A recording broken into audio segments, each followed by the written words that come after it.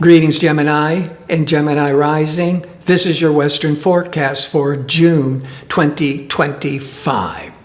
There was a new moon in Gemini once a year on May the 26th. If your birthday is within a day or so, well, certainly the 25th, certainly the 26th, the 27th, maybe even the 28th. If your birthday is close to a new moon, which may be every decade or so, not very common, it indicates that over those coming months, you could be going down a whole new path. And it might be a financial path. Now, having the sun is in Gemini the new moon was in Gemini May the 26th, but the sun continues transiting through Gemini until June the 20th. And so it's putting us real spotlight on visibility, leadership, new beginnings, and Jupiter is still in Gemini from last year up through June the 9th. So with the sun in Gemini, the Jupiter still in Gemini the first 9 days, there's a lot of optimism, optimism to move forwards, to be more visible, to take the lead. So what is going on is Jupiter, expansive Jupiter, the planet of wisdom and higher education and traveling, the planet of abundance and luck. Jupiter is entering Cancer June the 9th, 2025, and remaining there to the end of June 2026. Well, Jupiter changes signs every year, so what's the big deal? Because when Jupiter transits Cancer, it's considered exalted. The energy of Jupiter is considered exalted when it transits through the sign of Cancer, meaning it functions very strongly and very positively, wanting to give the best of Jupiter. And in Cancer, Cancer is home and family and nurturing, and it's an emotionally intelligent sign. So when Jupiter is in exalted Cancer once every 12 years for the world, it can give more emotional growth, care for others, bringing a lot of growth around family, home matters. Now, before I go into more detail and look at the other planets and how they're impacting you, if you enjoy this type of video and would like to see more of them, click like and subscribe. And don't forget to click on the notification bell so you can receive the latest postings. All right, so when Jupiter is in Cancer for Gemini, it is not only wanting to bring more opportunities for financial growth, but it can also increase your confidence and sense of self-worth. The self-worth is how worthy are you of all this money? Give you an example that kind of makes more sense of what self-worth's got to do with money. They claim what? The vast majority or 90% of people who win the lottery are broke within 2 years. Well, that's on a psychological level. They didn't feel like they earned it, they deserve it. They don't have that sense of self-worth to hold on to that money. So the second house of income also points to, depending on what's impacting that chart, is your self-worth abundant or is it lacking? Anyhow, having Jupiter for these next 12 months in exalted Cancer in your second house can bring you a lot of talents to bring you more money, bring you more stability and security and financial growth and a stronger sense of personal value. Those are all the blessings. What you have to be careful about is of expansive Jupiter in the second house of income. Well, it's the obvious. Overspending, even emotional spending. You might tie your self-worth too tightly to money or possessions. A need for financial nurturing could lead to clinging, insecurity, and in unhealthy relationships. Now, Jupiter, as it goes into Cancer on the 9th, for the rest of the month, it's within a degree of squaring that internal conflict with restricted Saturn and nebulous Neptune. Now, Jupiter will go forwards into the fall in the northern latitudes and retrograde. But when it retrogrades, it's not coming all the way back to 1 degree of Cancer. And so at 1 degree of Cancer, it's squaring Saturn and Neptune in the middle of June at 1 degree of Aries. Now, I talked a little bit about Saturn and Neptune in last month's video, because Neptune went into Aries at the beginning of April 2025, once every 166 years. At the end of May, Saturn went into Aries once every 29 and a half years.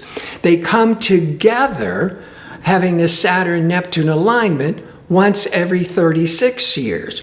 The end of May, beginning of June, these two planets are within a degree, but they're not exact. But we're getting a lot of clues of what could come in, which is what could be triggered, which is very positive. The Saturn-Neptune conjunction isn't not exact until February 2026. But the stage is being set at the end of May into June. And what am I talking about? When it's just Saturn and Neptune and there's no positive support, there could be a lot of discouragement, a little sadness, bringing up fears, anxieties, and in today's climate, this could only make matters worse. But transformational, powerful Pluto is in the air sign of Aquarius, really supporting the Saturn, Neptune, and Aries, a fire sign, because air and fire are compatible. And in July, Uranus for the first, it goes from sign to sign about every 7 years. It's going into Gemini, first time in 84 years, but it's a powerful air sign. So we're having two powerful outer planets that can bring life-changing energies to a person. And those two outer planets in air signs are really supporting the Saturn-Neptune in Aries, a fire sign. So the best of Saturn and Neptune wants to start evolving. And you're getting clues this June, starting to really lock in next February and remaining for a couple of decades. The Saturn, Neptune, and Aries is 11 signs past Gemini. The 11th sector, which is, let's go back to Saturn. Neptune is your vision, your dreams, your aspirations. And with all that positive support to the Neptune, the Saturn at the same time is making your dreams and aspirations possible. Saturn can develop and build and establish your vision. The 11th house can represent building and establishing an organization. Could be really focused on all your long-range goals. That's the 11th house. But it is June, especially by June the 9th, when the Jupiter is officially in Cancer, it's squaring or being blocked and limited by Saturn and Neptune. So I think you're feeling really blocked, but that Jupiter in exalted Cancer going into the second house of income, perhaps you're starting to really worry about your income and now you got to make the push that will work out for you. Or you're getting overwhelmed with all the big goals and all the work to accomplish your goals. But as I said, the Jupiter, when it retrogrades, it's not retrograding back to the Saturn, Neptune. So you're only really feeling it strongly in June, especially June the 9th. Now, Mars is ambitious and assertive. Mars has been in Leo since the middle of April through June the 17th. In Leo, positive for Gemini because it's fire and air. And Mars is very assertive. And when it's in the third house, because it's in Leo, 3 signs past Gemini, the third house is selling yourself in interviews. It's learning, maybe learning new job skills, being very assertive and confident with selling yourself and selling products. June the 17th, for the first time in 2 years, it goes into Virgo till August the 6th. And Virgo is 4 signs past Gemini, so there's a tremendous amount of activity, maybe pressure with 4th house matters, which could be real estate. Maybe it's moving, maybe it's making home repairs, maybe doing a lot of house cleaning, which would be under the repairs. Or there could be a tremendous amount of activity or stress with family events. Now, Venus is the planet of pleasure, of love, of cooperation. It's going into Taurus June the 5th, once every year, till July the 4th. On July the 4th, it moves into Gemini. So July, you're going to have sociable Venus in your sign. You're going to be more sociable. More people will be attracted to you. You might be starting a relationship or expanding your social circle. But in June, the Venus is in the shadow sector, or what we call the 12th house. And that could be laying low socially because you're so busy with trying to get some new projects started. That's that Sun in Gemini the first 3 weeks in the first house of new beginnings, and then the Sun and the Jupiter, Mercury all move into the second house, how to increase your income. And then the Saturn, Neptune in the 11th is look how to build and establish your long-range vision. And then that Mars, the first over 2 weeks to the 17th of June, is in the third house, so there's a lot of ambition and drive for learning and selling and maybe getting new job training. So there's a big shift that's being set up to make more money, more financial opportunities.